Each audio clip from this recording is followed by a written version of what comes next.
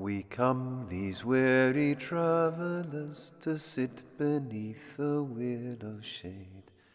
The journey may be. So I went to visit Darul Qasim in the old building, and I asked him a couple of questions about how do you imagine Islam being taught in like a madrasa system? How do you imagine being taught in an Islamic high school?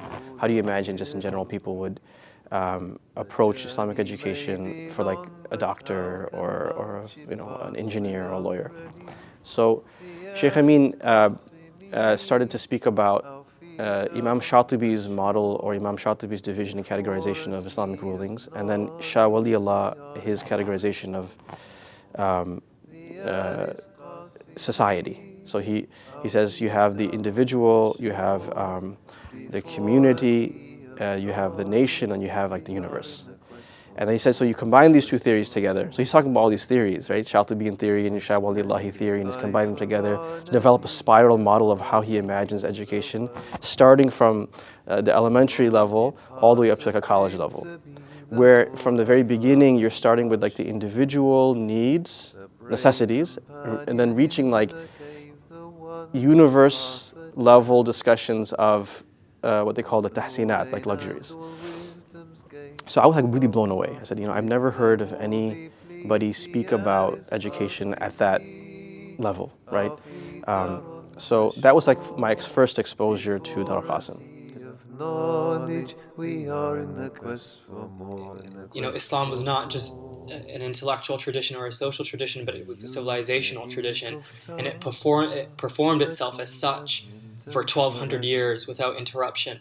And Darul Qasim was really critical for me this past year in kind of thinking about those ideas, those questions about how did Muslims conceive of themselves in those eras, how do they define themselves intellectually vis-a-vis fiqh or hadith or tafsir or even tasawwuf and specifically tariqah and sharia. And having spent 10, 11 years in madrasa prior to Darul Qasim, for me, it was about connecting all of these dots together into a holistic tradition as embodied in the wahi of the Prophet sallallahu alaihi wasallam.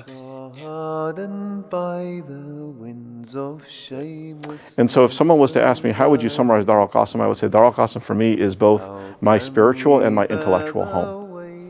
As I grew in my own career, going through medical school, going out into the world, developing my own career, Sheikh Amin and Darul Qasim was always the home that I came back to understand how I would act and perform as a Muslim in that field.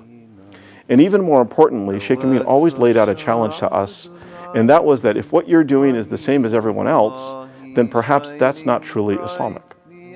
That what makes us as Muslims unique is that there must be some unique contribution that we as Muslims are able to make within whatever it is that Allah has placed us in. Whatever profession, whatever family sense, circumstance, and so on, there is something unique about being Muslim, and the only way that we are able to access that is through the knowledge that was inherited by us and by the ulama from the Prophet ﷺ.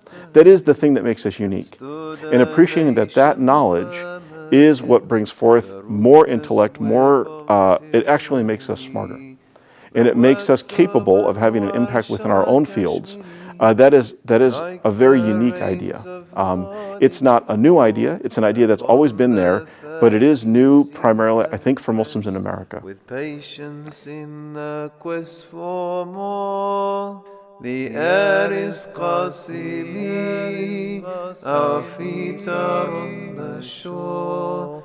Before a sea of knowledge, we are in the quest for more, in the quest for more.